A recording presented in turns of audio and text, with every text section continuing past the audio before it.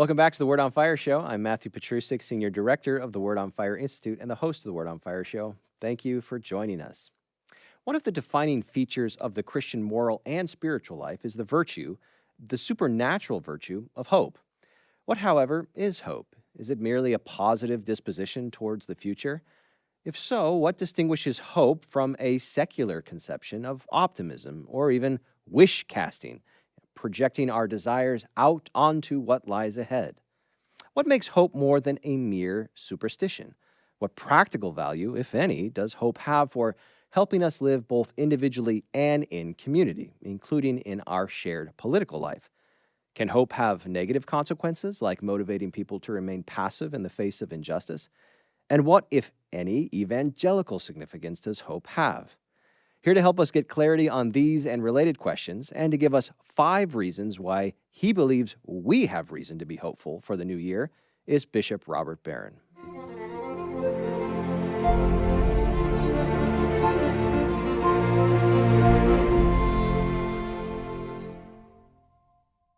Well, Bishop, welcome back to the studio on this very snowy, very Minnesota-y day. Yeah, it is. So today we're going to be looking at the topic of hope and connected to that, some reasons that you have for us to be hopeful in the new year. This episode is going to be coming out right before 2025. Okay. But before we do, give us a sense of some of the highlights for you from this past year, both in your work in the Diocese of Winona, Rochester, and also at with your work at Word on Fire. Yeah, well, this past year for the diocese, certainly it's the inauguration of our new chancery office. So that was such a joy. I mean, the first 2 years as bishop here, it's been my main preoccupation, getting that building, funded and built. And there's a lot of headaches involved in putting up buildings, but it came out beautifully, and we dedicated it last September. So that was, for me, the highlight for the diocese for sure. And then also I'd say ordaining the first priest I've ordained for our diocese last May. I'd ordained priests before, but the first one's now, I'm the bishop of the diocese. And that was a great joy, So those 2 things I'd say. My Word on Fire, well, there's also the synod. I was in Rome for the entire month of October. And then Prague right afterwards. And then Word on Fire has just been kind of going from strength to strength. There were so many projects we've done. That little book on prayer we came out with in anticipation of the Jubilee year. And that's, like, as we record these words, sold about 350,000 copies, I think. That's right. So, really delighted with all that. But all of our projects have been going, super well. Many blessings. So let's move now into talking about hope. Ultimately, we're going to be talking about some very specific things looking to the new year. But we want to first, as we usually do, lay some groundwork for a Christian understanding of what hope is. So I think, hope is one of those concepts. Everybody has an intuitive sense of what it means. It's sort of has a colloquial meaning. But what's specifically the Christian and even Catholic conception of hope? How would we want to define it? Well, you have to see it, first of all, as a theological virtue, along with faith and love. And that means it has to have something explicitly to do with the grace of God. In the case of hope, it's an ordering of one's life toward a properly supernatural end. That's how I would characterize it. So it certainly doesn't mean something like, casual optimism or expectation or, I sure hope so, and hope those Cubs win next year and that sort of thing. It has a very precise theological meaning. My life is now ordered toward a supernatural end. And so I live in hope. I live in anticipation of and orientation toward that ultimate supernatural end that transcends this world. And that's extremely important, that the goal of my life ultimately is outside of this life, right? And your whole life will change once that happens, once that theological virtue takes hold, and that only comes through grace. Your life takes on an entirely different tone and tenor. So if we locate hope within the theological realm, identified as a theological virtue, as a supernatural virtue, does that mean that hope is only related to faith, or is there a reason? Is there a way in which reason can also be related to hope? Sure, in the measure that, faith, hope, and love don't contradict the natural order. Mm-hmm. So faith doesn't come below reason. It's not opposed to reason. It's always beyond reason. Same with hope and with love. They go beyond but include virtues more associated with our ordinary experience. That's the beauty of the Catholic imagination. So grace perfects and elevates nature. It doesn't negate it. It doesn't run away from nature. It takes nature and then raises it to a higher pitch. I often think of like the link between a square in 2 dimensions and a cube in 3 dimensions. It doesn't negate the square. It raises the square up to a higher pitch of existence. That's what the theological virtues do. And locating again hope in this in the theological sphere and tying it to our final end, both individually and we could even say eschatologically too. Yeah. The final end of all human life and all life itself. What practical value can we say that hope has in terms of our everyday lives, both individually and as a people and as a church? Yeah, it has enormous practical value. That every decision you make, in a way, will be predicated upon that sense of the ultimate end. And so, even your decisions about, what you're going to buy, where you'll be educated, what kind of job you'll have, whom you'll marry. I mean, all those things that are, you might say, practical decisions we make within our ordinary experience. They're all predicated upon hope. They're all predicated upon the ultimate orientation toward fulfillment in God. So again, it's not an either-or game. It's always a both-and game. Hope enlivens ordinary experience. It gives it a new depth and tone. The practical decisions you make are going to be conditioned in every way by the hope that you have. So it makes life interesting. It adds a dimension to it, I would say, that other people wouldn't have. And how do we distinguish before we look at some potential rival conceptions of hope from the secular sphere, hope and faith? I think oftentimes there's confusion saying, well, isn't hope and faith ultimately the same thing? It's about believing in something that's out there in the future. Well, fair enough. You could say it very broadly, but faith is the opening of the door to the spiritual life. Faith is the awareness of God, the awareness of a higher dimension. Hope is more oriented toward sort of the action of your life, where your moral life is tending ultimately, and is toward God. So you can't have hope without faith, just you can't really have love without faith. All three are interrelated, right? They're like the 3 legs on a stool or something. You can't have one without the other. But hope has to do with, I think, action and direction in your life. Why this question just comes up? It's again related to the 3 theological virtues. Why is love then sort of the greatest theological virtue if they're necessarily implicative? Because in the ultimate fulfillment, faith will fall away because you'll have vision. You won't need faith. And hope will fall away because you will have attained it. See, hope is an orientation toward an end that I don't have yet. But once I have it, hope will fall away. But what remains is love, because love is what eternal life is. That's why Paul will say that, the 3 things that last, faith, hope, and love. But the greatest of these is love. And that's the Aquinas specifies that way, because faith and hope fall away in heaven. It's like, with the sacraments, we really receive the body and blood of Jesus in the Eucharist, but we do so under sacramental signs. In heaven, we'll be in direct and full communion. The sacramental sign will fall away, and the reality is fully present, So it has to do in a way with the veiled nature of life here, that we have these things, but always like through a glass darkly, as Paul says. But then we'll see the Lord as he really is. We'll have the beatific vision. So let's now compare it to some common, what some may say are analogous concepts in the secular sphere. For example, what's the relationship between saying, well, I'm being hopeful and I'm being optimistic? Is there any overlap there? And there might be some overlap, but I would sharply distinguish them, really. Because someone can be optimistic about things within this world based upon calculations and, analyses of what's going on. So you could say, hey, I hope, or rather, I'm optimistic that the Cubs will win, the World Series next year.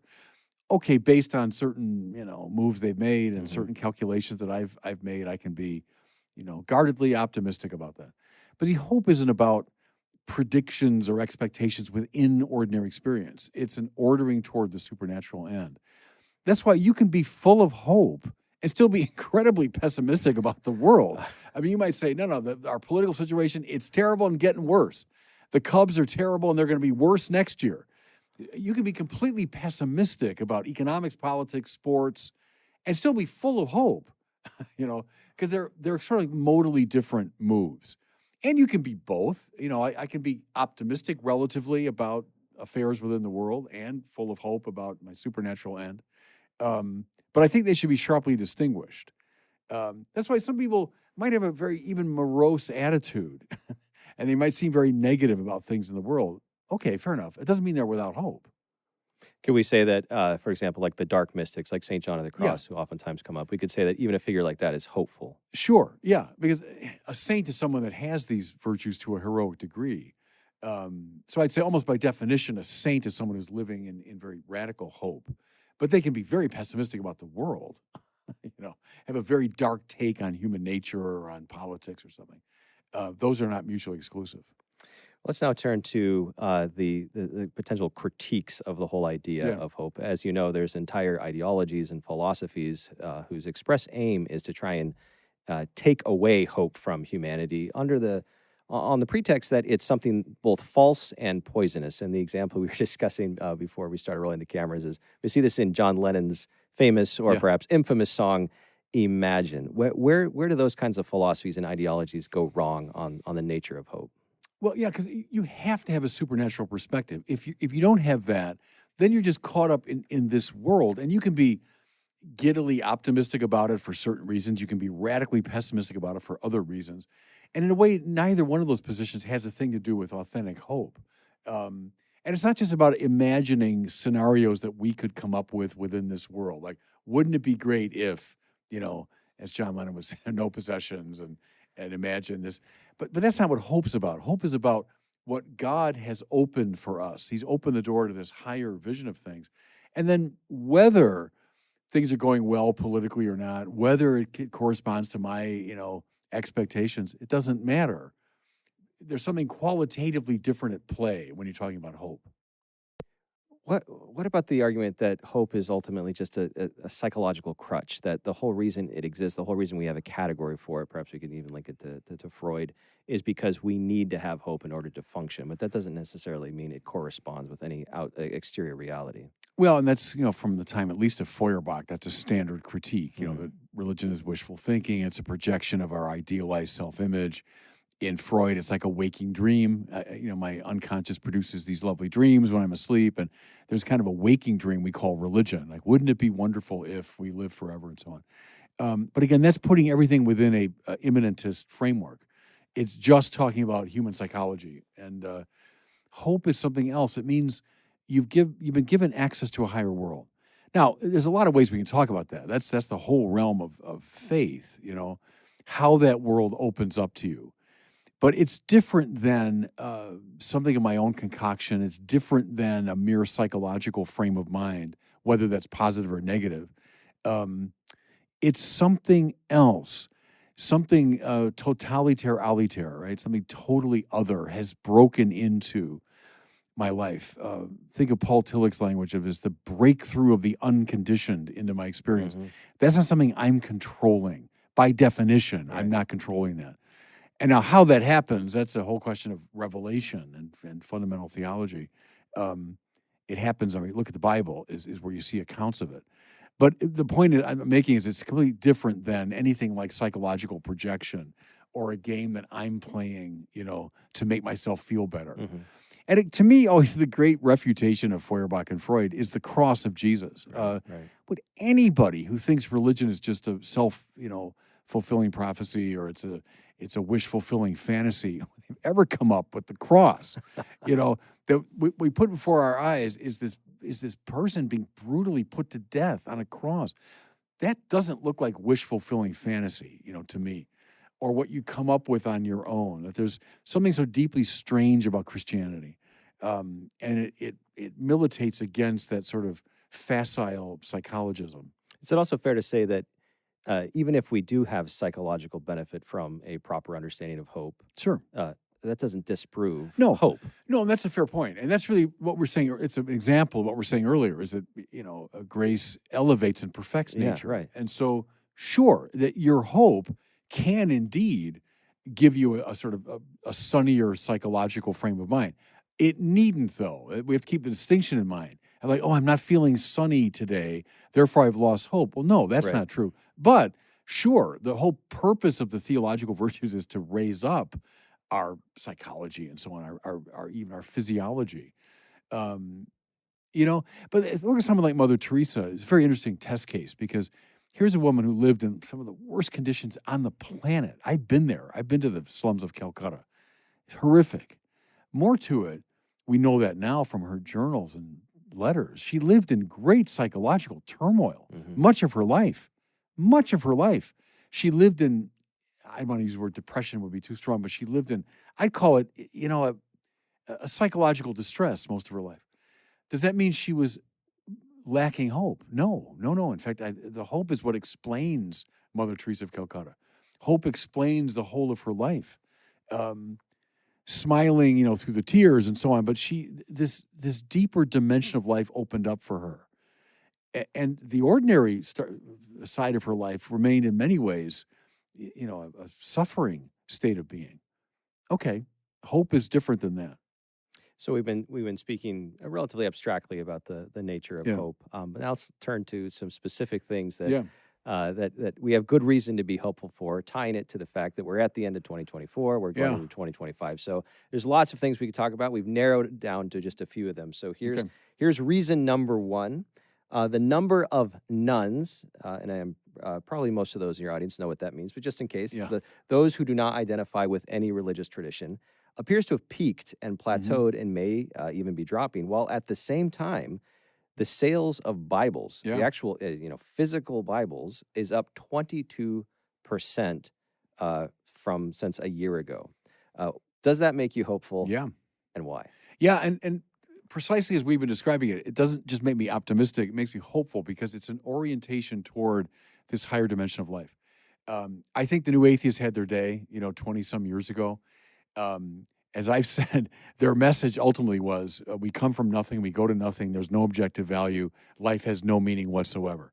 I think once people heard that and let it sink in, once they got over there, I don't like religion, and stick it to the man and all that. Once they got over that and they realized what a vapid, depressing message this was, Right. they began to turn, toward deeper places. And then I give a lot of credit to my friend Jordan Peterson and others like him who started talking about religion in a compelling way. And the fact, I've told Jordan this, that the fact that he's not a clergyman, I think helped a lot because we're coming out of the scandals and people, they're suspicious of institutions and all that. The fact that here's this layman, wearing a coat and tie and not really explicitly religious, but talking about the Bible and spiritual things in a serious way, I think that got people interested. I know it did. The uptick in Bible sales, and look, it benefited us at Word on Fire with our beautiful Word Absolutely. on Fire Bible that people bought in great numbers. But I give Peterson and others a lot of credit for opening the door to rethink these texts. And, in a way, I've said this publicly, it's a judgment on us here, I mean religious leaders, that we weren't doing something that people like Peterson managed to do. They talked about our great book in a way that people found compelling. And I mean, this is another show we could do, but we got distracted by so many other things. Right. And we stopped talking in a compelling way about our primary text and so on. So I am hopeful, and that's the right word to use, not optimistic, but hopeful, because it looks as though people are getting intrigued by this higher world.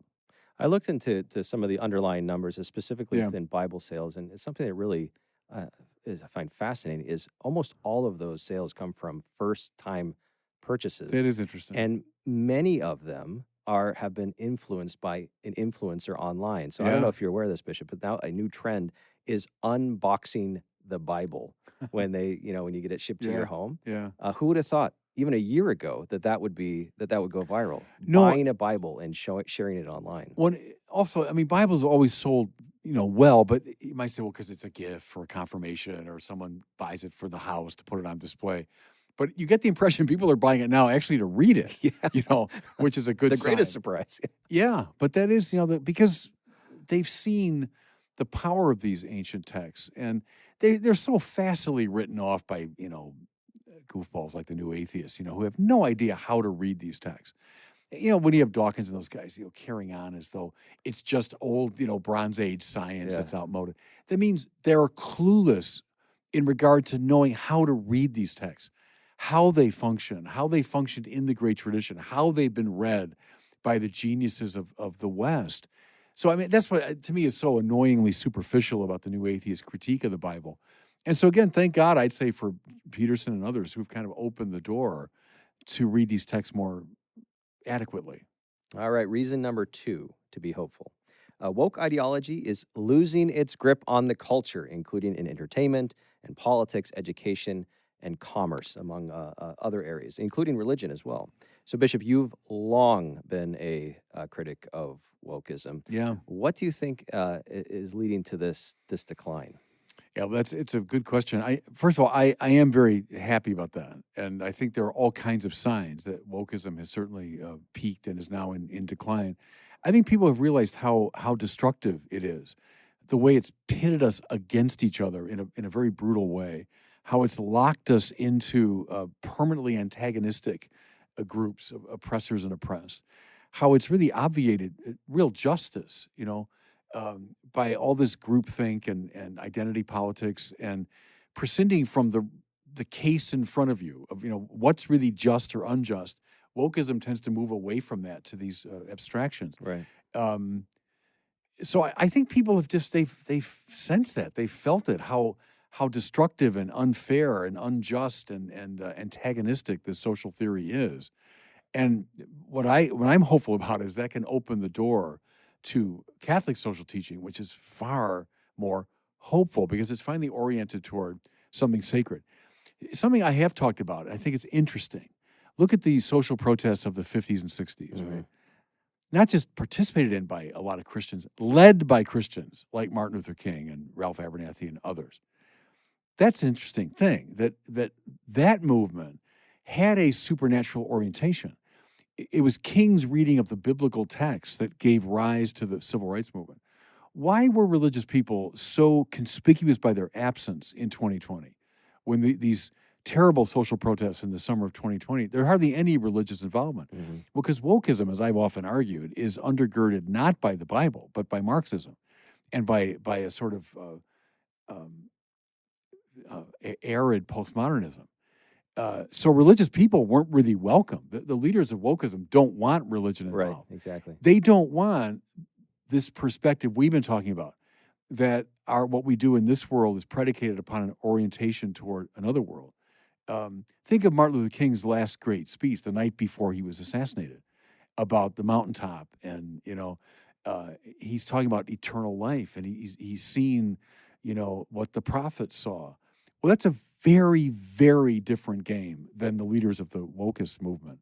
So I'm happy to see it on the rocks, and going under. Yeah, it seems part of the shift has been from seeing religion in general and Christianity in particular as part of the problem to now a sense of seeing it as not only part of the solution, but maybe even a necessary part of the solution. Yes. And I think that's true, that when you bracket the supernatural, you make things worse at the natural level. And all the enemies of religion, going back now into the early modern period, they saw it the opposite way. The way to improve social conditions in this world is get rid of all this dreaming about another world. And that's Feuerbach and Marx and everybody else. Au contraire, it seems to me. The more you're oriented toward a supernatural goal, the more effectively you'll engage things in this world. And that is a major difference between, let's say, the 50s and the wokest stuff going on today. All right. Reason number 3. It seems that Protestants and Catholics are getting along and working together more than ever before, at least in the United States. Say a little bit about your experience in the ecumenical realm. I don't have vast experience, but some I've had over the years of dialogue with, and I always enjoy those conversations. Here's my sense: is Catholics have an easier time dealing with and talking to evangelical Protestants than mainstream Protestants. Because the mainstream Protestant churches have tended to go just in a very secularist, liberal direction, where the evangelicals have stayed with the Bible. And I think we can find a lot of common ground. And that might be ironic, given, Luther wanted to move to the Bible. But I think it's biblically minded people today, both Catholic and Protestant, have a lot in common. And we've certainly found common ground in regard to a lot of the social issues. What I've tried to urge in conversations I've had is good. First of all, we're not killing each other. Secondly, we're not berating each other. Thirdly, we have found common ground on moral issues. So maybe now we can engage some of the doctrinal issues, which I think remain. In my experience, we still get back to the 16th century and justification and sacraments and papal authority and all those things. But, to your point, I think it is certainly more hopeful than it was, let's say, pre-Vatican II. where there was hardly any real ecumenical conversations. So, yeah, I find that hopeful. My dad has shared. He grew up in Milwaukee, and my dad shared stories from his early life when he first became aware of religion. That he had a sense that he wasn't supposed to talk to the Lutherans, even though they Yeah. shared all the same spaces. That kind of thing appears to have just totally died, right? This I think idea so, that yeah. there's no mixing among the denominations. No, and that's a great step that was taken at the council and afterwards. Uh-huh. We found a much better space to be in dialogue with each other. The danger was, as I say, the drift toward a sort of secularizing liberalism. That didn't help the conversation. I think those who stayed in a biblical framework find much more common ground. All right, reason number 4, and I know this one is very close to your heart. Notre Dame in Paris Yeah. has reopened to great global fanfare. Yeah. So many heads of states, including our incoming president, were there for that Yeah. event. So why does that give you hope, and what's significant about that a church reopening becomes a global news event? Right. And gosh, I go back to 5 years ago, that awful fire, and it broke my heart because maybe as many of the listeners know, I have a strong relationship to Notre Dame, having studied in Paris and lived there for 3 years. And I gave tours for all those years, once a week at Notre Dame. So I came to know that building really well. And what I used to do when I was there, I'd use it as a chance to preach, because I didn't have a chance to preach very often when I was a doctoral student. But I'd get, these 70 or 100 people for the tour, and then I'd use the cathedral as a visual aid. I'd talk about basically the supernatural life. So that's what I'm finding properly hopeful about it. Not just, this beautiful building from, the Middle Ages has been restored and Right. how lovely it looks. That's all true. But it's the ordering toward the supernatural that building gives us. It was meant to do that to us. The upward thrusting lines of the Gothic cathedral, the pointed arches and all that, meant to raise us up to a contemplation of God. The window, so Gothic opens these huge spaces in the walls for windows, for colored glass, and it floods the building with light. And you really saw it in the renewed Notre Dame. It's not this gloomy, we think gloomy Gothic. Gothic wasn't gloomy. It was meant to be a well-lighted space, because light is associated with God and with the Holy Spirit. So it's flooded with the supernatural as the building lifts the heart up toward the supernatural.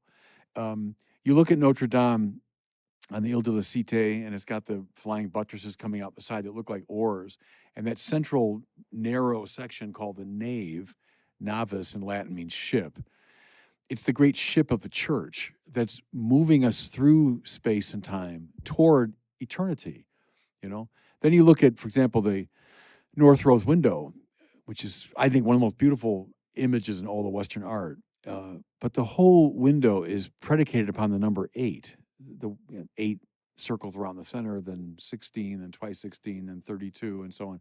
And you add them all up and you get 88. So the whole window is a meditation upon 8. What's 8 but the number of eternity? It stands outside the 7 days of the week, the cycle of time. So that window is meant to anticipate the beatific vision when we see God face to face. My point is, everything in that building is ordered toward the supernatural, right? And so it's ordered toward hope. That's where I'm going, where that building is indicating. If you just see it as a pretty structure from long ago that we've nicely restored, fair enough, but then you're missing the real point of it. The point is it awakens hope in people. And I think they might even know that, but inchoately, unconsciously, they know what that building is doing, how it's speaking of a higher world. And that gives me a lot of hope. Do you think that helps explain why there were so many heads of state who attended the reopening? I think they got it at some level. They might not even be able to explicitly articulate it, but I think they got the spiritual significance of a building like that. It's more than just culturally significant. More than just cultural, more than just aesthetic. I was on NBC doing a little commentary of the opening ceremony, and there was a lot of talk, and it's right as far as it goes about the cultural and artistic importance of the building. So whenever they turned to me, I tried to bring the properly supernatural and theological into it. At the end, they said to me, Bishop, any final thoughts? And I said, yeah, my final thought is about Notre Dame, Our Lady, who's this young Galilean girl that hears the message of an angel to become the mother of God. And that little girl in this obscure, town, this glorious building, which is now attracting the whole world, is dedicated to her, dedicated to the mother of God, who brought the incarnate Lord into the world. I wanted to be, the reaction was, oh, good. But that's what that building is meant to do. And a final reason number five is the church is growing by leaps and bounds in some regions of the world, and also growing right here in your own diocese. Yeah, and especially the vocations, which I made a high priority when I became bishop here, and we now have 27 or 28 seminarians. There were 20 when I got here, and I made it a very high priority. And I've told the people wherever I go in this diocese, I'll say, okay, everybody, we need priests. Our priests are aging, are approaching retirement. You want the church to continue. And I'll quote John Paul, the Ecclesia de Eucharistia. The church comes from the Eucharist. And I said, and the Eucharist comes from priests. Right. So no priests, no church. It's as simple as that. So, please God, and we'll keep praying about that. But, that to me is a great sign of hope. Because, look, what are priests? Priests are there to orient people toward the supernatural. Again, with the critics always in mind, the supernatural that contains the natural elevates and perfects it. So, they're running away from this world. No. The properly supernatural is always inclusive of this world and wants to elevate it and raise it up. Hence the work of a priest, But if no one speaks of the Trinity and of eternal life and of grace and of salvation and the sacraments, well, then we lose hope, literally. Bishop, it's now time for our listener question. So today we have Jose asking about how we might be able to use prayer to get us out of spiritual darkness. For a couple of months, I've been feeling lost, detached from God. As of recently, my wife got recently sick, and she's not a believer, but one night she told me to pray for her. And I feel like I haven't been unworthy or don't have the strength or have the belief anymore to pray, because I believe that prayer doesn't lead to anywhere. I just don't know where to get that strength back. Yeah, I appreciate that question very much. And there are a lot of people I know in that same spiritual state. Here's the first observation. Your wife asking for prayer, that's a grace. That in itself is a grace. And it's the Lord, I would say, working through her, awakening something in you. How do you learn to pray? One answer is by praying. Don't wait for something to happen, which will then prompt you to pray. Like, I've got to find some perfect clarity in my mind before I can pray. I think you learn to pray by praying. I also think of Jose Maria Escriva's great line about if you don't know how to pray, gather yourself, put yourself in the presence of the Lord, and you say, Lord, I don't know how to pray. And he said, at that moment, you're praying. So prayer is a conversation with the Lord.